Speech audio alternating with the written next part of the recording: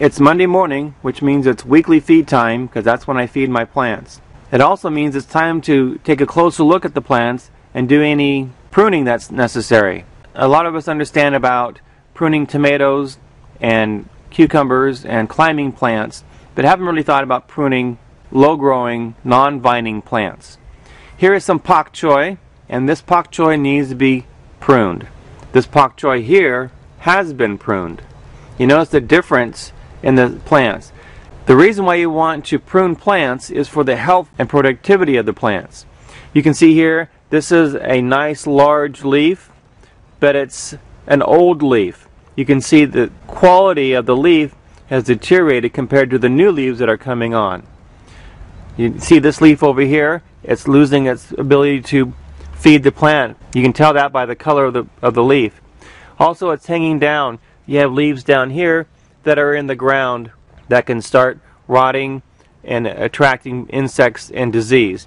So any leaves on a plant that are hanging down on the soil should be removed. Any leaves that are discolored or that look diseased need to be removed immediately and also checked. Over here, I've already started some of the pruning and decided I should stop and show you what I'm doing. Obviously, this leaf is doing nothing for the plant, and it's just causing the plant to stress, try to take care of that leaf. You can see these other leaves that have different problems here. This leaf here definitely needed to be taken out. You can tell by the discoloration and the damage that the insects have done on it. I'll just come in here and I'll come right underneath this plant, and you can see this plant here, actually this is actually broken off. Snip that out and put it in my pile. Now, I do not compost these leaves. You want to make sure that any diseased leaves that you have, you take out of the garden and completely remove and dispose of properly so you don't spread disease in your garden. So let's go ahead and prune this plant back and see what it looks like when we're done. Okay, that just took literally just a few seconds, and you can see the plant immediately looks healthier. You notice that I don't have any leaves laying down here on the ground. This also gives me an opportunity to come in here and remove any debris that may be laying around. You want to keep the garden bed clean so you don't attract bugs and disease. So that's what my pak choi plant looks like after I've pruned it. I used to be very concerned about removing leaves and pruning plants because I thought that the plant needed to have the leaves in order to grow, and that's true. However, if leaves become diseased or damaged, they become a burden onto the plant. They need to be removed. And don't worry, the plant will grow new leaves. You can see right down here, these are brand new leaves coming out of this plant that I've pruned earlier. And so the plant will get a new start. It'll get new leaves, which will start out healthy and help the plant grow and remain productive. Here we have some lettuce and some greens here.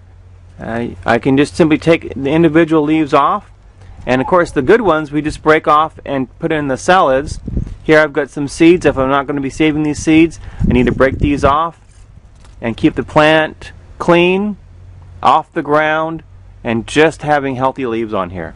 With just a few minutes of work, you can really improve the health and production of your plants in your garden by taking a few minutes and pruning them.